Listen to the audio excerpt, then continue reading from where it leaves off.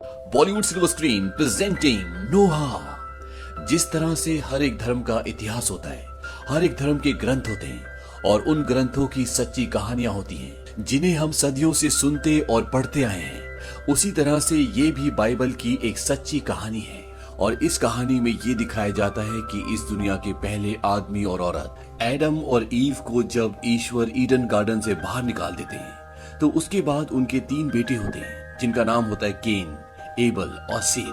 केन अपने भाई एबल को मार देता है और ईस्ट की तरफ भाग जाता है। ईस्ट में आने के बाद यहाँ पे वॉचर्स इन्हें पनाह देते हैं। वॉचर्स वो होते हैं जिन्हें ईश्वर ने स्वर्ग से निकाल दिया था और वॉचर्स की मदद से केन का साम्राज्य फैलता ही चला जाता है और अब ये एक सिविलाइजेशन बन चुकी है। लेकिन इनके अंदर दुष्टता और नीचता है जो धीरे धीरे इस पूरी दुनिया को खत्म कर रही है। वहीं दूसरी तरफ ये दिखाया जाता है कि एडम के बेटे सेथ की 6 पीढ़ियां बीत चुकी है और उसकी 7वीं पीढ़ी के बेटे का नाम लेमेक होता है। लेमेक का एक बेटा भी होता है जो अभी छोटा है और इसका नाम होता है नोहा।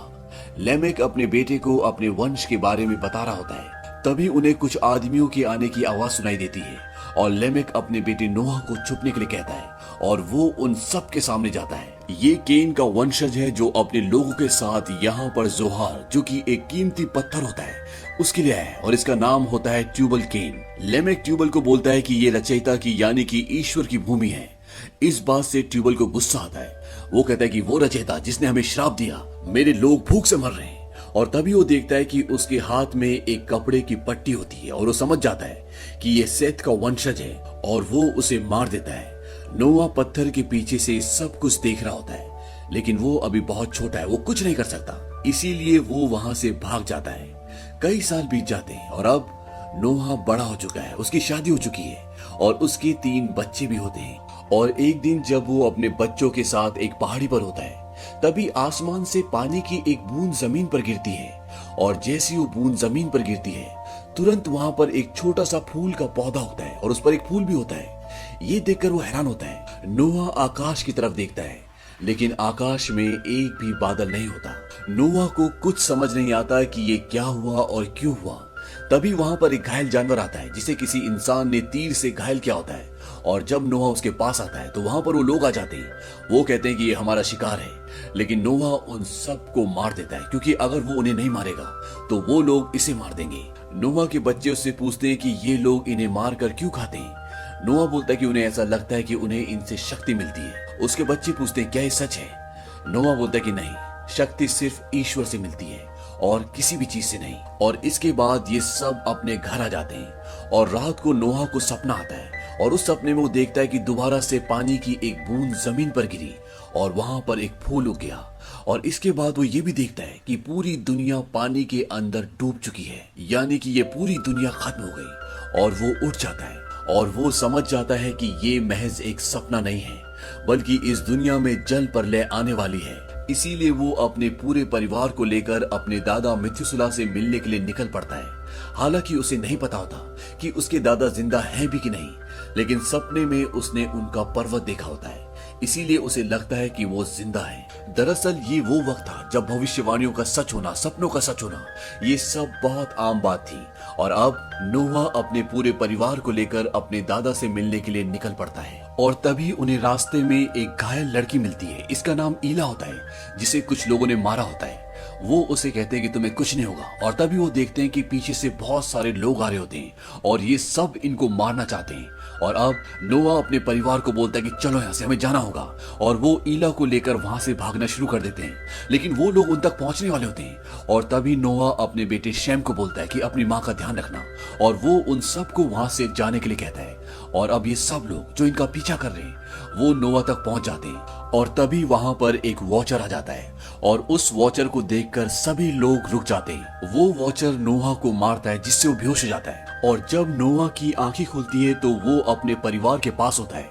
ये सब के सब एक घाटी के अंदर होते हैं और चारों तरफ बहुत सारे वॉचर्स होते हैं और वो इन सब को उस जगह पर छोड़कर चले जाते हैं। लेकिन रात को एक वॉचर इनके पास आता है और वो बोलता है कि मुझे माफ करना, मैंने तुम्हें डरा दिया। नोहा का बेटा पूछता है कि तुम हमारी मदद क्यों कर रहे हो। वॉचर बताता है कि रचयिता ने हमें दूसरे दिन बनाया था, जिस दिन उसने हेवन बनाया था, और उसने हमें एडम और ईव पर पहरा देने के लिए बनाया था। वो बताता है कि हमने एडम और ईव का प्यार देखा है और हमने उनका अंत भी देखा है, और जब हमें उन पर तरस आया हमने ईश्वर की आज्ञा का उल्लंघन किया।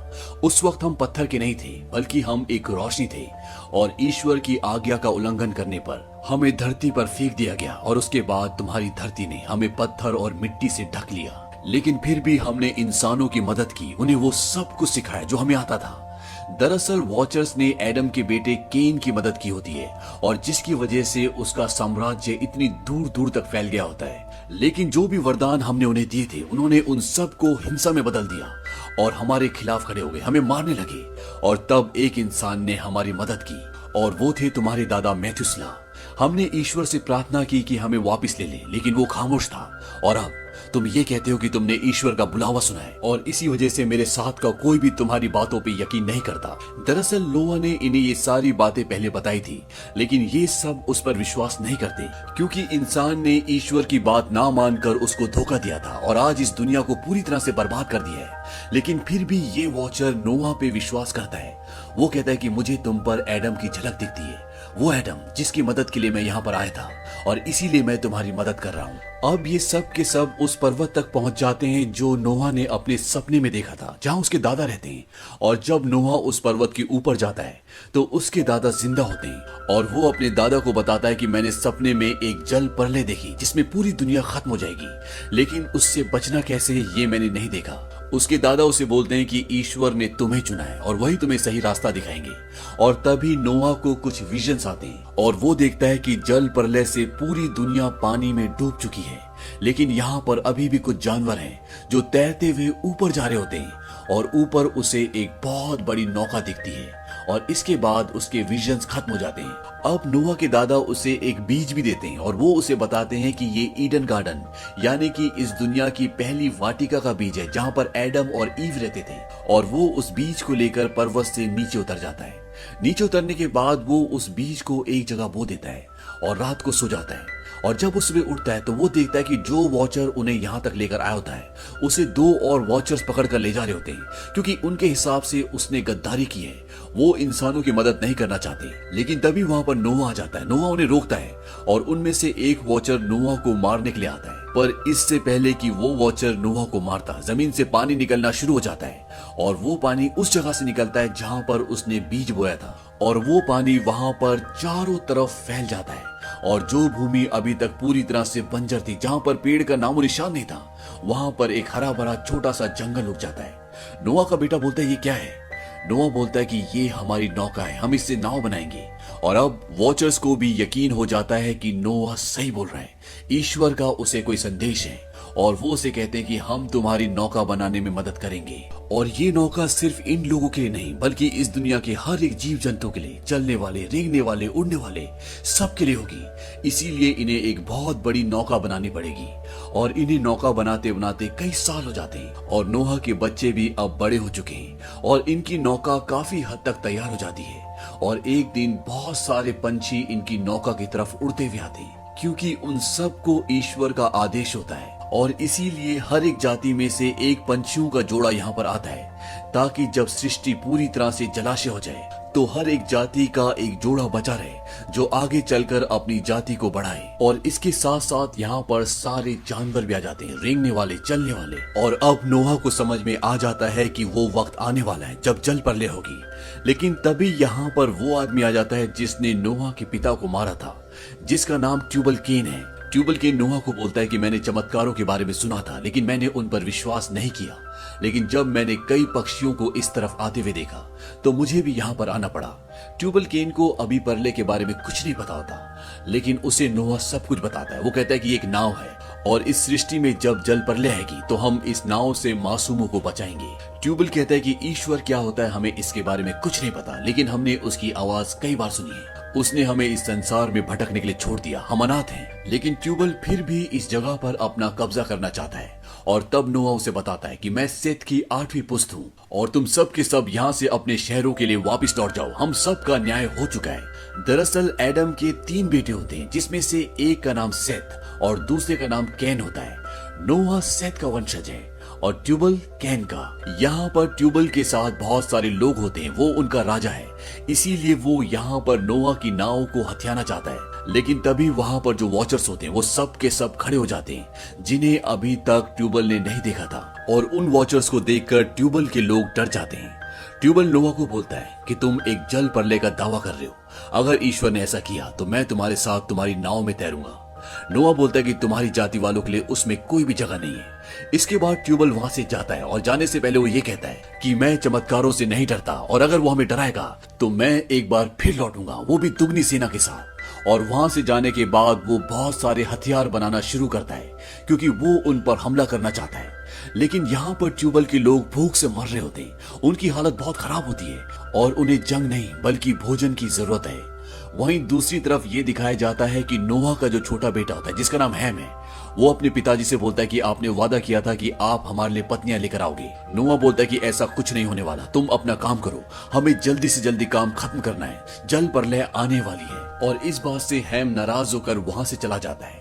नोआ अपनी पत्नी को बोलता है कि हम काम करेंगे, अपने काम को पूरा करने के बाद हम भी और लोगों की तरह मर जाएंगे। दरअसल इनके 3 बेटे होते हैं और इनके पास जो लड़की होती है जिसका नाम ईला है, जिसे इन्होंने बचपन में बचाया था, लेकिन बचपन में जब वो उन्हें मिली थी तो उसके पेट में बहुत गहरी चोट लगी थी और जिसकी वजह से अब वो कभी भी मां नहीं बन सकती। और क्योंकि नोआ अपने बच्चों के लिए कोई भी पत्नी नहीं लेकर आया, तो इसका मतलब ये है कि जल प्रलय के बाद अगर ये बच भी गए तो भी इनका वंश आगे नहीं बढ़ेगा, क्योंकि नोआ के 3 बेटे होते हैं। नोआ कहता है कि जल प्रलय के बाद जब हमारा परिवार बचेगा और उसके बाद जब हमारी मृत्यु होगी तो हमारी मृत्यु के साथ इंसान भी इस धरती से हमेशा के लिए खत्म हो जाएंगे, और शायद यही ईश्वर की मर्जी है। अब इस बात से परेशान होकर नोआ की पत्नी नोआ के दादा मिथुशिला के पास जाती है और वो उन्हें सब कुछ बताती है। हालांकि मिथुशिला उसकी बात का जवाब अच्छे से नहीं देते, लेकिन जंगल में जब ईला अकेली घूम रही होती है तभी उसे मिथुशिला मिलते हैं और वो ईला को कहते हैं कि तुम पिछले 10 सालों से मेरे परिवार के साथ रह रही हो, तो तुम भी मेरे परिवार का हिस्सा बन गए, और इन 10 सालों में मैंने तुम्हें कुछ भी नहीं दिया। और इसके बाद वो उसके पेट पर हाथ लगाते हैं, जिससे उसका वो रोग जिससे वो कभी भी मां नहीं बन सकती थी वो बिल्कुल ठीक हो जाता है। और ईला समझ जाती है, वो इस बात से बहुत खुश होती है और वो शैम के पास जाती है और उसके गले लग जाती है। और अब वो वक्त आ जाता है जब जल प्रलय आने वाली है और अब सबको नाव के अंदर जाना होगा। लेकिन शैम का छोटा भाई हैम यहाँ पर नहीं होता, वो अपने लिए एक साथी जोड़ा ढूंढने गया होता है और उसकी वहाँ पर एक लड़की से दोस्ती भी हो जाती है। और वो दोनों जब नाव की तरफ आ रहे होते हैं तो हैम के साथ जो लड़की होती है उसका पैर जानवरों को पकड़ने वाले शिकंजे में फंस जाता है। हैम उसे नहीं खोल पाता और पीछे ये भी दिखाया जाता है कि ट्यूबल और उसकी सेना अब आर्क यानी नाव की तरफ आ रही होती है, क्योंकि ट्यूबल को समझ में आ जाता है कि जल प्रलय आने वाली है और अब वो उस नाव पर कब्जा करके खुद को और अपने लोगों को बचाना चाहता है। और यहाँ हैम जब उस शिकंजे को खोल रहा होता है जिसमें उस लड़की का पैर फंसा होता है जिसे वो अपने साथ ला रहा होता है, तभी वहाँ पर नोआ आ जाता है और वो अपने बेटे हैम को वहाँ से खींच कर ले जाता है, लेकिन वो लड़की वही छूट जाती है। इसके बाद ये सब के सब आगे बढ़ते हैं और पीछे से एक विशाल सेना इन्हें मारने के लिए इनकी नाव पर कब्जा करने के लिए आ रही होती है।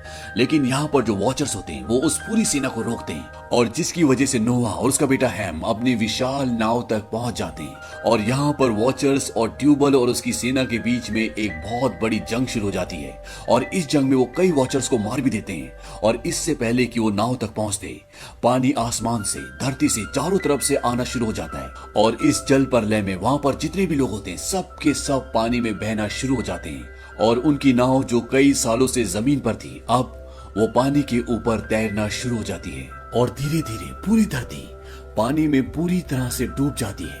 वहीं इस विशाल नाव के अंदर ये दिखाया जाता है कि यहाँ पर ट्यूबल भी छुपा होता है। दरअसल नोआ का छोटा बेटा हैम उसकी मदद कर रहा होता है और जब ट्यूबल उससे पूछता है कि तुम मेरी मदद क्यों कर रहे हो, तो हैम बताता है कि वहां पर एक लड़की थी जिसे मैं अपने साथ नाव में लेकर आना चाहता था, लेकिन मेरे पिता ने मना कर दिया, उसे मरने के लिए वहीं छोड़ दिया। वो बोलता है कि तो तुम अपने पिता से बदला लेना चाहते हो। इस बात का वो कोई भी जवाब नहीं देता। अब यहाँ जहाज में कुछ दिनों के बाद ईला की तबीयत खराब हो जाती है और जब वो अपनी माँ के पास जाती है तो उसे पता चलता है कि वो प्रेग्नेंट है, वो शैम के बच्चे की माँ बनने वाली होती है। और इस बात से उन सबको बहुत खुशी होती है और वो सब के सब नोआ के पास जाते हैं और वो उसे बताते हैं कि ये माँ बनने वाली है। नोआ बोलता है कि ऐसा नहीं हो सकता, ये तो बांझ है। नोआ की पत्नी कहती है कि मैं दादाजी के पास गई थी और उन्हीं के आशीर्वाद से ये ठीक हो गई थी। इस बात से नोआ को बहुत गुस्सा आता है। वो कहता है कि तुमने ईश्वर की आज्ञा का उल्लंघन किया है, इतनी सारी जो जाने गई वो अब सब बेकार हो जाएगा। और नोआ बाहर जाता है जहाँ पर बारिश हो रही होती है और वो ईश्वर से कहता है कि आपको मेरी बात का जवाब देना होगा, ये सब ऐसा क्यों हुआ। लेकिन उसकी बात का कोई जवाब नहीं होता। और तभी वहां पर ईला और उसका बेटा, उसका पूरा परिवार आ जाता है और नोआ उन्हें बोलता है कि अगर ये लड़का हुआ तो ये इस दुनिया का अंतिम मनुष्य होगा, और अगर ये लड़की हुई तो मुझे मजबूरन उन्हें मारना होगा, क्योंकि मैं नहीं चाहता कि इस धरती पर, इस दुनिया पर मनुष्य दोबारा से आए, और ये ईश्वर की आज्ञा है। हालांकि नोहा की पत्नी उसे बहुत समझाने की कोशिश भी करती है, लेकिन नोहा उसकी बात नहीं मानता। वो बस ईश्वर की आज्ञा का पालन करना चाहता है। यहाँ पर यह दिखाया जाता है कि बारिश तो बंद हो गई है, लेकिन अभी भी चारों तरफ पानी होता है। ये कई बार पक्षी भी उड़ाते हैं ताकि वो अपने पंजों में मिट्टी या घास लेकर आए, लेकिन इनके हाथ निराशा ही लगती है। अब यहाँ पर यह दिखाया जाता है कि शैम एक नाव बना लेता है ताकि वो अपनी पत्नी ईला के साथ यहाँ से निकल जाए, क्योंकि वो नहीं चाहता कि अगर उसके घर में बेटी पैदा हो तो उसके पिता नोहा उसे मार दे। और जब वो नाव से वहां से निकलने वाले होते हैं तभी नोहा उन्हें देख लेते हैं और वो उनकी नाव को जला देते हैं, और जिस वजह से ये वहां से निकल नहीं पाते। अब नोहा का छोटा बेटा हैम ट्यूबल की बातों में आकर अपने पिता नोहा को उस तक ले जाता है और वो उस पर हमला कर देता है। इन दोनों के बीच में बहुत लड़ाई होती है। वहीं दूसरी तरफ ये दिखाते हैं कि ईला के पेट में दर्द होना शुरू हो जाता है और उसकी डिलीवरी हो जाती है। उसको जुड़वा लड़की होती है और इस बात से वो सब परेशान हो जाते हैं, क्योंकि नोहा ने कहा था कि अगर लड़की हुई तो वो उसे मार देगा।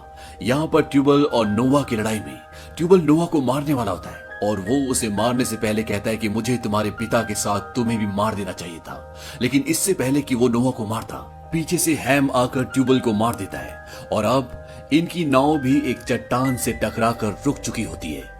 अब नोहा उस जगह जाता है जहां पर ईला ने 2 बच्चों को जन्म दिया है। नोहा की पत्नी उससे झूठ बोलती कि लड़का पैदा हुआ है, लेकिन नोहा उन्हें देखना चाहता है। वो समझ जाता है कि लड़की पैदा हुई है और वो उस जगह जाता है जहां पर ईला ने अपने बच्चों को अपने हाथ में पकड़ा हुआ होता है। वो देखता है कि जुड़वा बच्चे हैं और वो दोनों रो रहे होते हैं। ईला उससे विनती करती है कि मेरे रोते हुए बच्चों को मत मारो, उन्हें शांत होने दो, और नोहा इस बात के लिए मान जाता है। और जब बच्चे शांत हो जाते हैं तो नोहा उन्हें नहीं मार पाता, बल्कि उसकी आंखों में अपनी दोनों पोतियों के लिए प्यार उमड़ाता है और वो आकाश की तरफ ईश्वर को देखकर कहता है कि मैं ऐसा नहीं कर सकता। और अब ये एक बार फिर से कबूतर उड़ाते हैं ताकि वो अपने पंजों में हरियाली या मिट्टी लेकर आए, और इस बार कबूतर की चोंच में हरियाली होती है, यानी कि आसपास जमीन है जहां पर पेड़ पौधे हैं, और ये देखकर सबको खुशी होती है। और ये एक आइलैंड पर पहुंच जाते हैं जहां पर बहुत सारी हरियाली है। लेकिन नोहा अपने परिवार के साथ नहीं रहता। उसने उनके साथ जो भी किया है उसके लिए उसके दिल में शर्मिंदगी होती है और वो एक गुफा में जाकर रहने लग जाता है और अपने गमों को भुलाने के लिए अपने आप को शराब में डुबा लेता है। और एक दिन जब शैम, हैम और ईला उस जगह पर जाते हैं तो वो देखते कि नोहा वहां पर जमीन पर पड़ा होता है। ये सब देखने के बाद हैम ये तय करता है कि वो अब अकेला रहेगा और वो अपने परिवार को हमेशा के लिए छोड़कर चला जाता है। नोहा के दिल में इस बात का दुख होता है कि उसने अपने परिवार को सबको धोखा दिया और इसीलिए वो अकेले में रहने चला गया था। लेकिन ईला उसके पास जाती है, उसे बोलती है कि ईश्वर ने सब कुछ आपके ऊपर छोड़ा था, लेकिन आपने दया और प्यार को चुना, इसीलिए आपने मेरी बेटियों को नहीं मारा। इस बात से नोहा को बहुत तसल्ली मिलती है और अंत में वो एक बार फिर से अपने परिवार के साथ रहने आ जाता है और अपनी पोतियों को, अपने परिवार को ये आशीर्वाद देता है कि तुम हमेशा खुश रहो, फूलो फलो और इस पूरी धरती पर फैल जाओ।